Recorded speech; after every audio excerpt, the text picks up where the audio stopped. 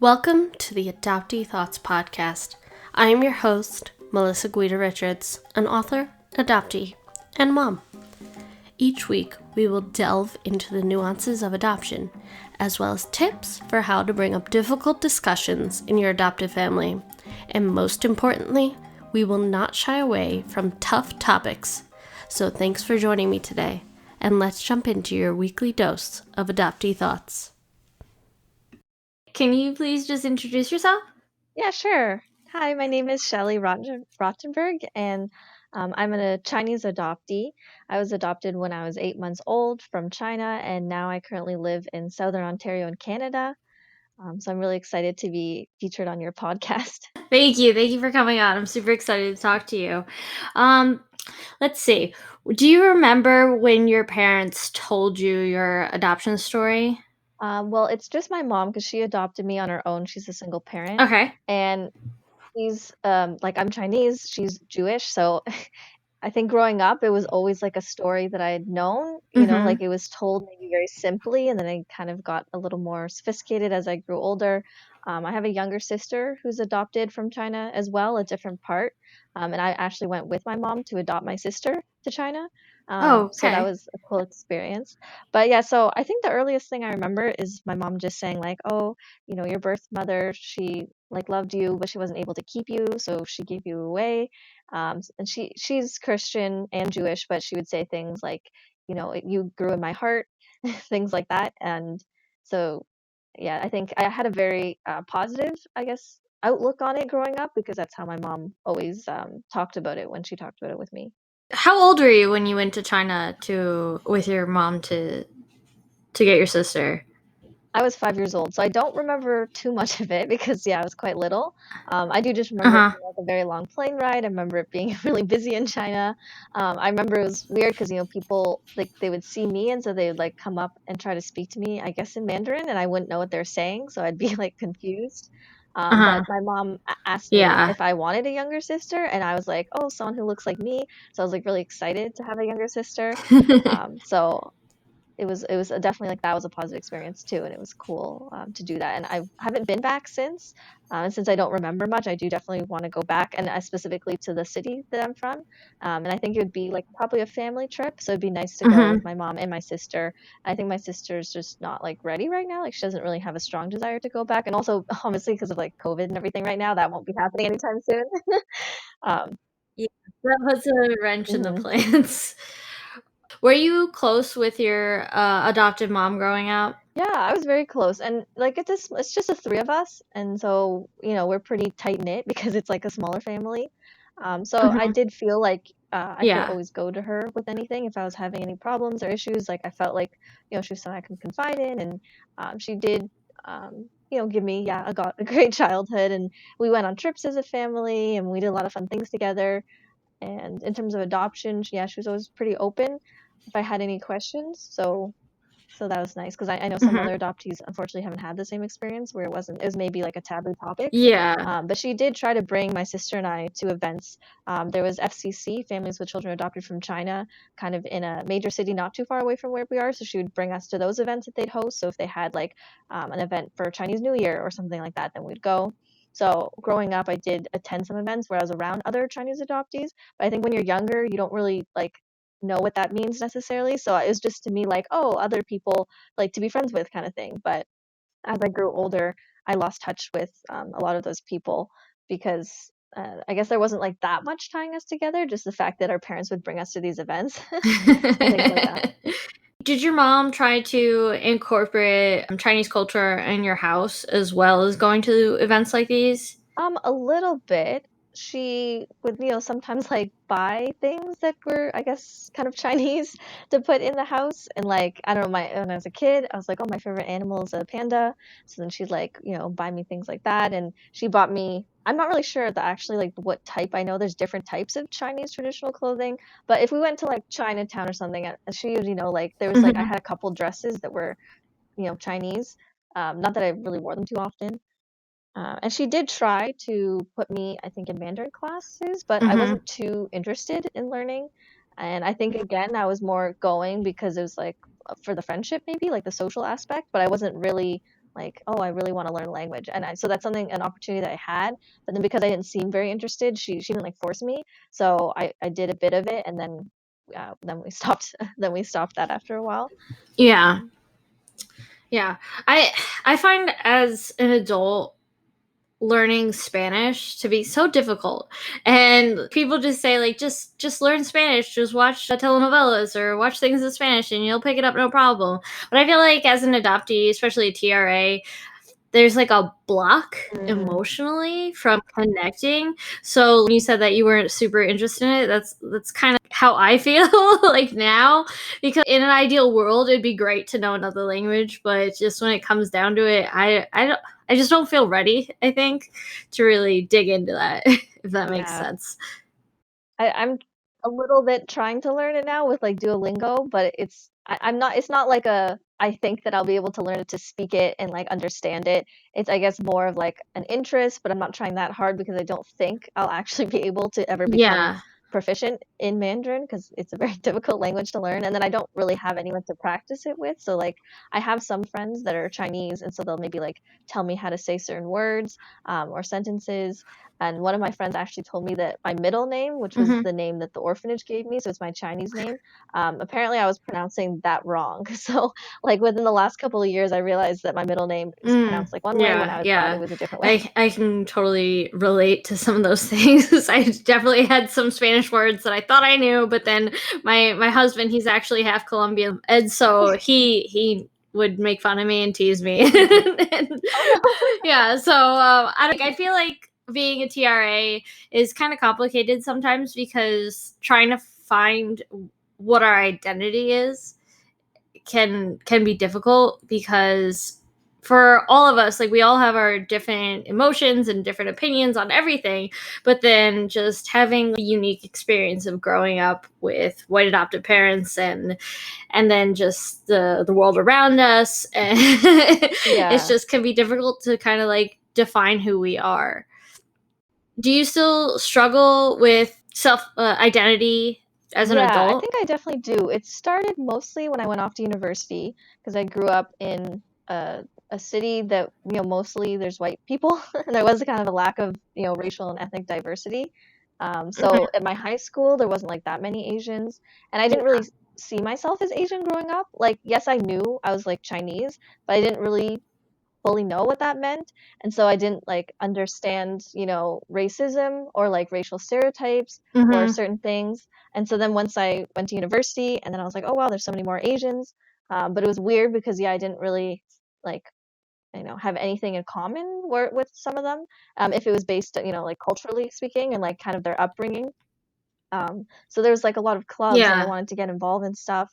But the clubs that were maybe about like Asian culture or specifically Chinese or stuff like that, it felt like, oh, well, I don't belong. Because they were saying this is a club where we can connect based on those things, based on the shared culture, this and that. And then the more that I Mhm. like listened to them giving their pitch, I was like, oh wait, but I actually can't relate to you guys on that because that's something that I didn't really have growing up. But I ended up joining a Jewish sorority instead, and so then I was in that for the duration of my undergrad experience. But yeah, it was definitely Yeah. like I did have a bit of an identity crisis where I was like, wait, I don't know who I am, where do I belong? And I feel like at some points I would try to like fit in one place, or I'd try to fit in another. And then sometimes when I, didn't feel like there was something off, it's like all these people were relating and they had these like shared experiences, and I couldn't fit in with that. Sometimes I'd feel like, oh, is there something wrong with me? Like, I can't relate in this way. I don't have this. So it's this weird, like, in between feeling.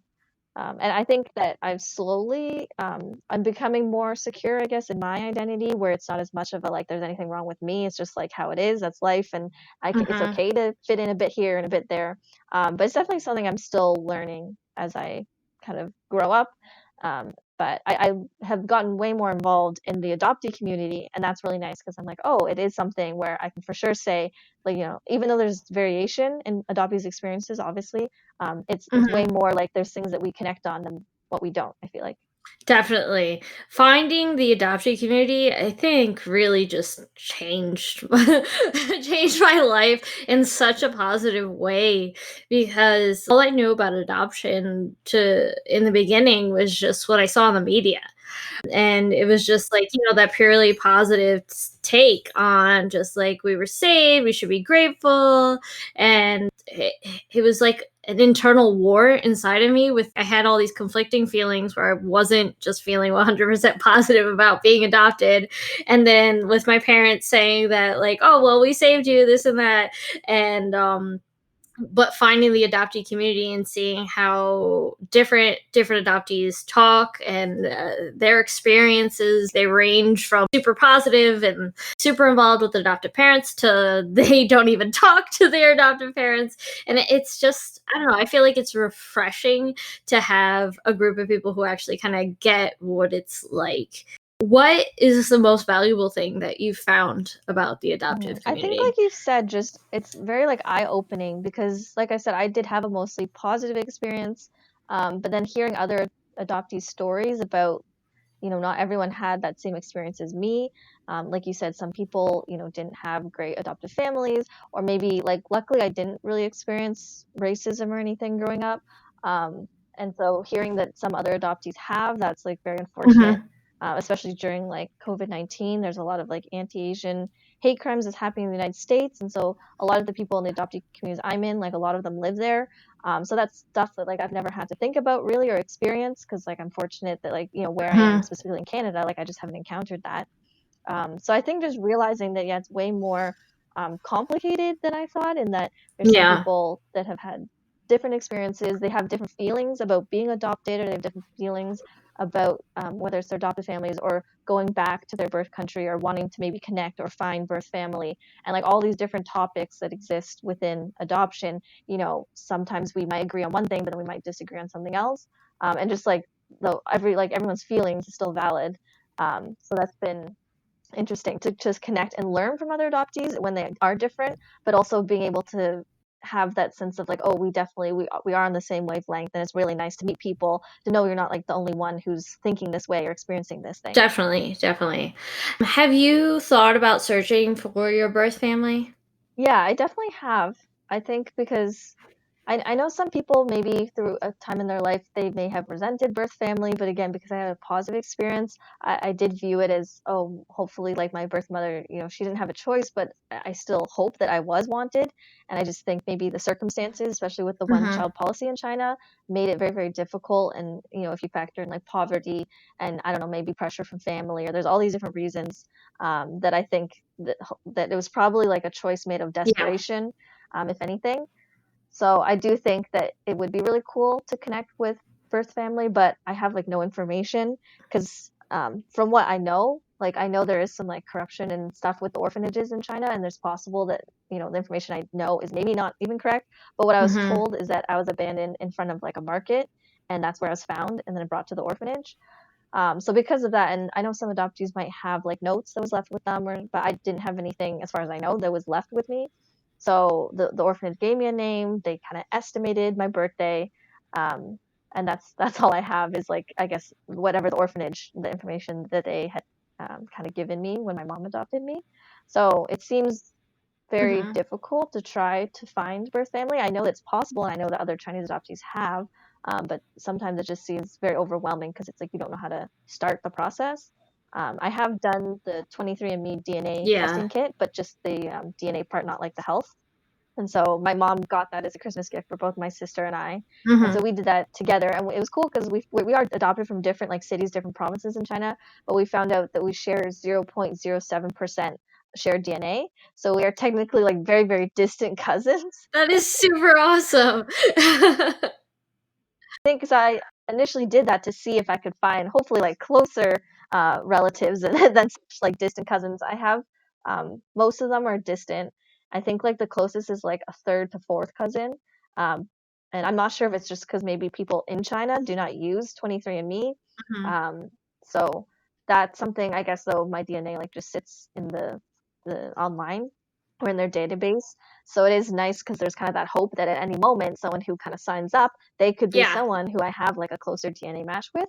Um, yeah. And then if I did go back, I think I would consider doing something. Like when I go back to China, if I Yeah. go back to my city, I've heard of like adoptees doing search, like making a poster, like searching for birth parents, and they put maybe a picture of when they were a baby and then kind of like growing up like when they're a kid and then a picture now. And they get Mhm. it like translated so that it can be distributed there. So that's something I've thought about.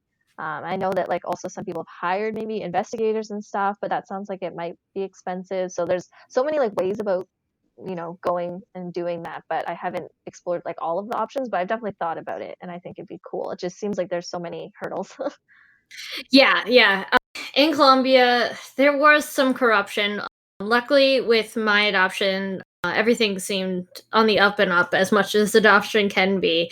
And I actually took 23andMe a few years ago.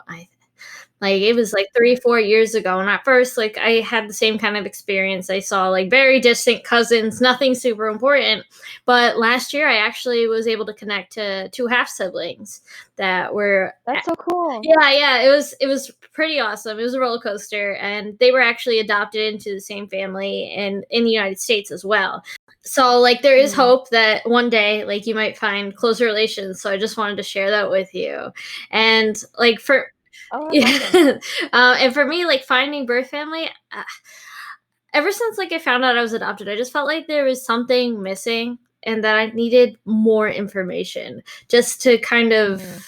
figure out who I was as a person. And what do you think was at the root of your interest in taking a 23andMe test and thinking about searching for birth family? Mhm. Well, I decided to do research for my undergraduate thesis on Chinese adoptees in Canada. And because it was only an undergrad thesis, it was a pretty small sample size, but I was able to do in-depth interviews with 9 other adoptees. Most of them were people that I had like knew when I was a kid, and I kind of reached out to them, being like, "We haven't talked in a long time, but would you be interested in being interviewed?" So I found most of them that way. And hearing their experiences and like listening to their stories is what made me realize, oh wow, like I relate to this stuff. These are things I've experienced, but I've never even thought that it was, related to adoption or, I didn't have anything to like label it or attach it to. And the decision to do that was kind of my mom's idea because I was trying to think of, okay, what's something I wanted to research? What's something that I can see myself spending a year kind of working on this project for school? And so it was kind of her idea where she was like, oh, well, make it something personal too. So it's more meaningful. Mhm. What about like adoption? So that's when I kind of first became interested in it when I did like research on it myself. And then, but definitely during quarantine, I think I've really like just jumped into it because I've had a lot of time and I graduated from my master's and now I'm looking for a job. So I'm unemployed right now. But I've had all this time. And so I found a lot of like the Facebook groups. I've been a part of them for a while, but I wasn't necessarily super active in them. But I've definitely been kind of engaging more. There's like been Zoom calls and some of the posts, or I've posted things Yeah. myself, and kind of there's been a lot of like resources that have been shared that I've like learning way more about both adoption within the Asian community, also other different types of races, ethnicities. So that's been really interesting. So I think it's happened slowly over a period of time, but it started like with university and me just kind of I think that's a time when everyone's just trying to figure out who they are, so that was kind of the time where I'm trying to figure out who I am, kind of have my voice, and it's just only like grown and it's kind of intensified over the past several months. Have you talked about searching with your adoptive mother? Yeah, and she's very supportive, and she's even on her own done some research and stuff, and I think she's in a couple Facebook groups that are meant for that. And sometimes if she comes across anything, she'll like send me a link, and we both kind of sometimes get like this energy where we're like, oh yeah, like let's look into this more, and we'll start like googling things and kind of seeing what's out there in terms of resources to help with searching. And then sometimes you search and then you realize it's kind of like a rabbit hole, and then you kind of lose steam a bit, and then you're like, okay, well, like we'll do this later kind of thing. So she's definitely supportive, and she would be really happy if we were to be able to find my birth family, and I think for my sister as well, even though like I said she's not too interested right now. Um so yeah, so it's something that we definitely talked about, and being a part of the Mhm. adoptee community, it like brings up more conversations like with me and my mom and even my sister, because I'll see someone else post about either it's like something that's happening in the world, like some sort of event or news piece, or like a resource that they shared, or just a post being like, have you ever thought of this? Or and so things that I see in this group, sometimes I'll like Mhm. use that to start discussions, and then her and I have talked more about it. and she has a box of like a bunch of stuff from when I was a baby, and a lot of it's like adoption stuff. Like she made a scrapbook and she kept a lot of all the papers that she needed for the whole process. She like has my clothes from when I was adopted, and she has like a little toy that the orphanage gave me, and all these things. She even like got a book like from China, and it's about my city of where I'm adopted from, so she's given that to me. And she also had some books that she was reading before she adopted me, to kind of like learn about adoption. So she's passed some of those on That's to so me, neat. and I've read one of them over quarantine.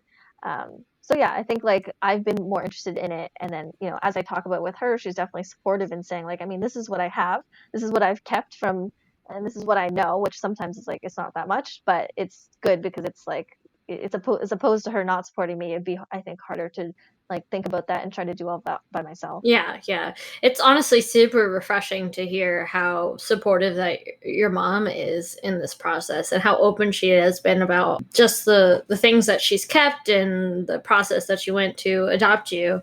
And coming from a household that was completely opposite and very closed off, Mm. it's just good to hear that other adoptive parents are being so intentional and open to just discussions like with you said with like the questions in the groups, because I think that's an important thing for adoptive parents to do, is to be open and to just listen and learn and just be willing to take an extra step and delve into these difficult discussions that can be awkward, but in the end, I feel like they're so beneficial Hmm. for us as adoptees to have with their parents. Yeah.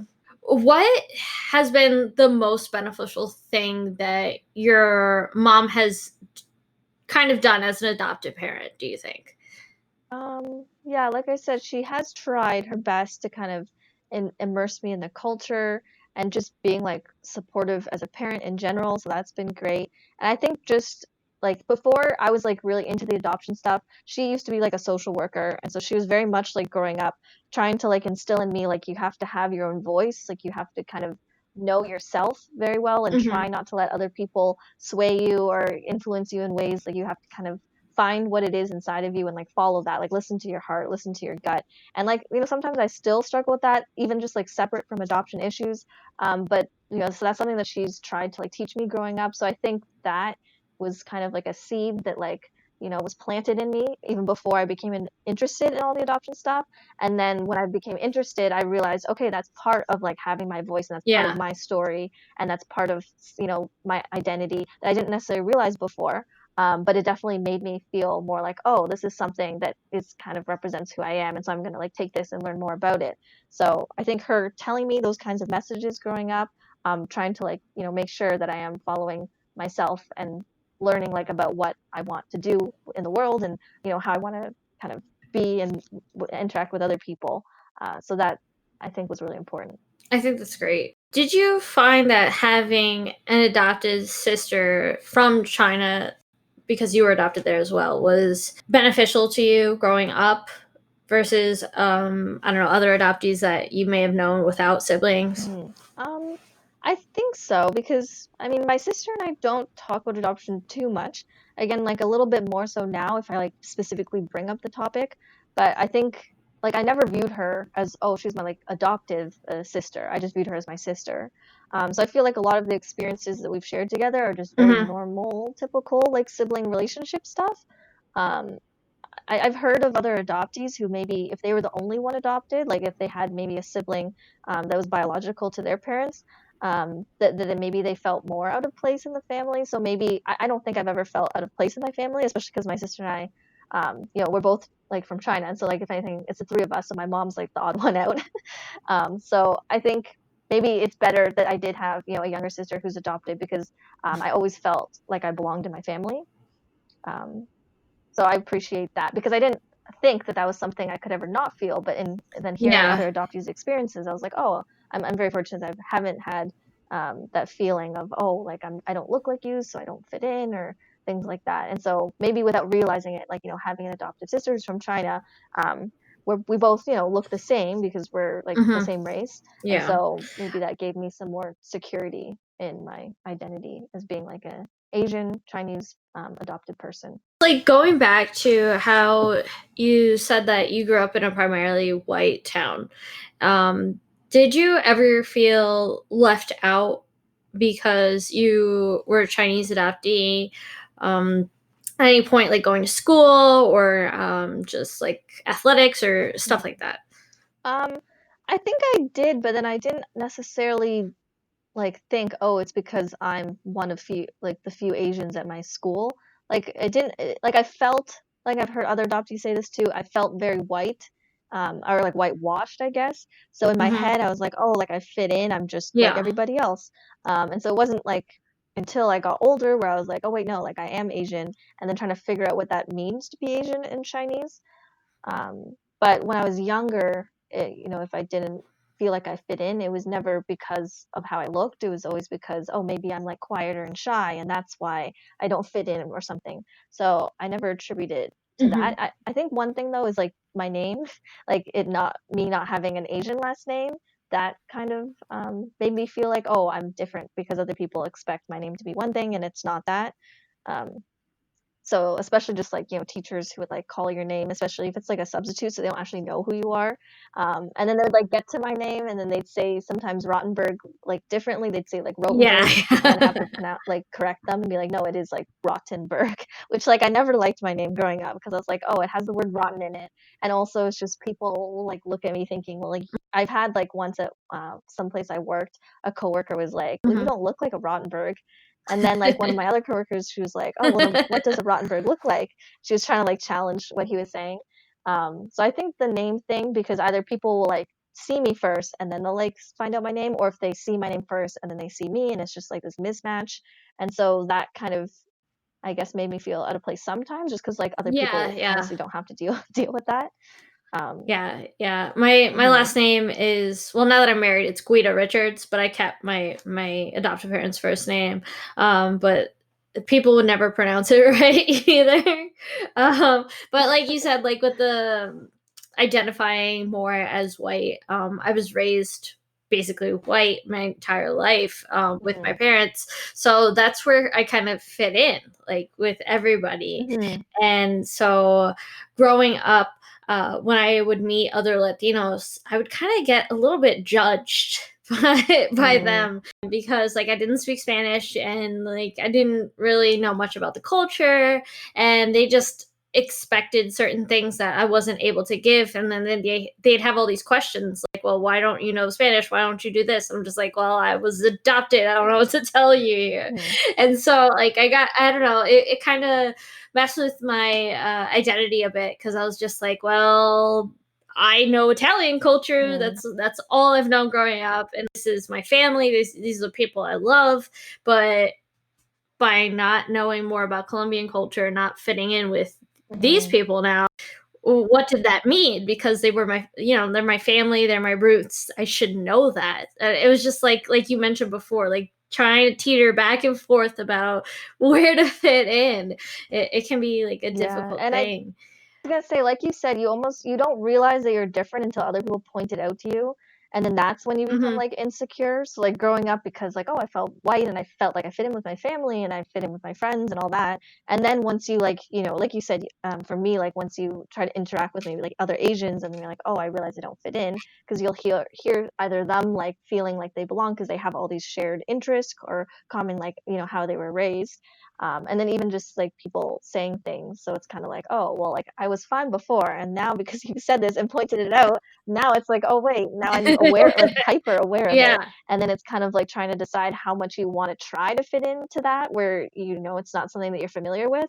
And I think it's totally fine to want to like explore and connect with your culture and your roots and Hmm. like some of those things that you missed out on. But then sometimes it's like, am I doing it for the right reasons? Am I doing it for myself, or am I doing it to please others? And so I just like fit in with everyone else. So it's kind of confusing because it's like, well, some of it's for me, but then sometimes it is for other people. And so trying to find the balance and making sure I'm doing it for me. Yeah.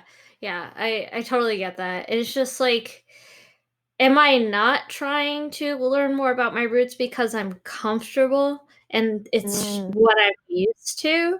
And because, like growing up every day with your parent and your family, you just see these same faces, the same routines, and it just becomes the norm. And then when you actually grow up, go to college, and then start living your own life, you start to see how other families act, how do other people from our race and ethnicities act.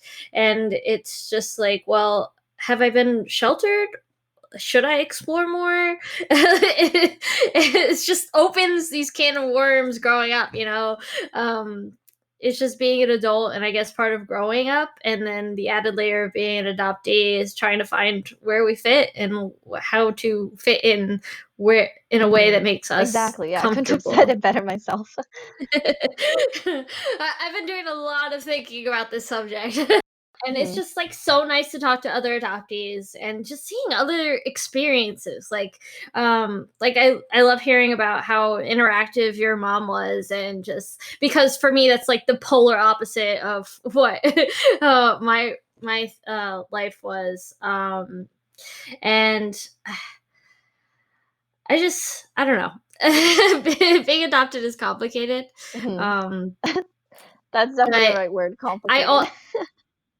Yeah, yeah, but I also feel like it offers us such a unique worldview too, because like we get to grow up in a way that other people who are from our race and ethnicity to they don't ever get to experience that.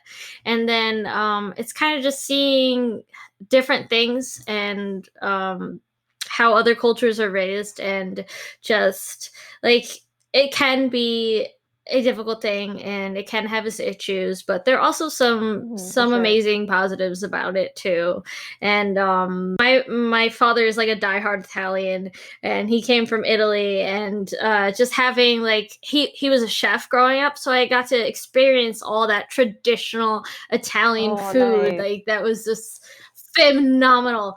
And then so like that's where I'm trying to integrate more my birth culture, because food was such an important part of my life growing up. So now I'm just like, okay, I have this connection with my adoptive family. Let me see how I can integrate that more. And it's been easier using food as kind of a bridge to my birth culture Yeah. versus the language. So like have you found that there's easier ways for you to integrate more things from your birth culture than others? Yeah, I think, yeah, definitely language is the harder one. Food, I'm kind of getting involved with. I don't cook too much myself. My sister actually likes to cook more. But yeah, one of my friends, it was some festival that passed. It was like I think the Dragon Boat Festival. And then she was saying there's these special types of food that you can like make for that. So then her family made some, and then she brought some to give to me and my sister, and we really liked them. So now it's something I want to try to make from scratch here. And she for the Mhm. it was the Autumn Moon Festival. It was in the fall. She had come over to my house and she brought ingredients so that we can make dumplings. And so that was cool because then she showed us how to do that. And that was like the first time I've ever made them. And then since then, I've made them once again with my sister. And the first time I made them, it was like okay, because like one of them like Yeah. unraveled, like I didn't like stick it together. But then when I made it with my sister, the two of us like figured it out, and it was like worked better. So that feels cool to be able to make food because before I think I liked Chinese food growing up, but it was Mhm. like, oh, you like take out Chinese food from like the Mandarin restaurant, or just something that's like it's kind of more westernized. So I don't know if it's like completely authentic. But it's cool to learn like the names of the dishes like in Yeah. Chinese as opposed to like what they're called in English. And then being able to make them because I'm like, oh wow, this is cool. Yeah, it's definitely But different. Like, yeah. my sister-in-law, she makes like the best empanadas, and she kind of taught me how to make them. And like the first time I did it at home by myself, I was just like, what is this mess? It's not even sticking together. The dough's not working. It was awful. My kitchen was a disaster. Oh no. And so like I don't know, it can be embarrassing at first, like trying, like you said, with like it doesn't work. But like in one of the transracial groups, someone just asked like, how do we integrate our culture as transracial adoptees with our Mm. kids growing up? And so like that has just been like an added reason why I'm trying, I think, so hard, because it's not just me anymore. It's just like I have two sons that are also Colombian. And so I feel like I have to figure it out now more, because I don't want them struggling with their Hmm. identities growing up. And it goes back to like finding birth family, and just like that connection is just like the whole circle here, just trying to find out who we are.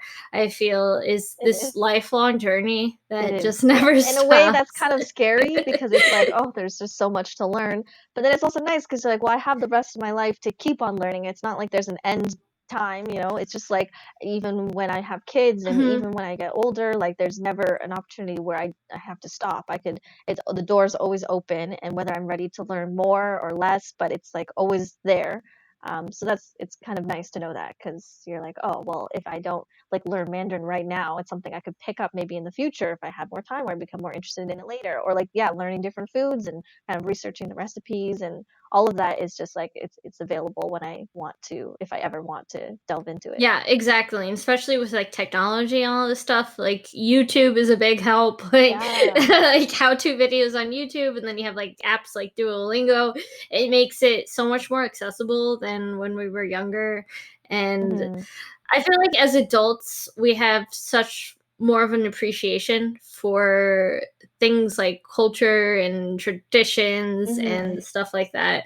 So being able to explore with a community like Hmm. the adoptee community is refreshing, because if we have questions, we can just go on, pop on Facebook or Instagram, and message the group, and then we're all like pretty much like very welcoming, I feel. Yeah, yeah, I found that too. It's so nice because everyone's just like, oh, we know what we're going through, like, welcome, like, we're a community, you belong here. And it's just like, oh, wow, so much like positive vibes.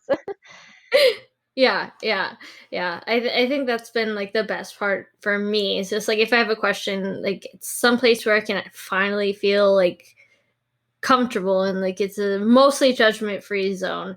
And it's also interesting to me to see like adoptive parents trying to learn more, Yeah, to get prepared and to help with their children and raising them in a more collaborative way with their birth culture and stuff.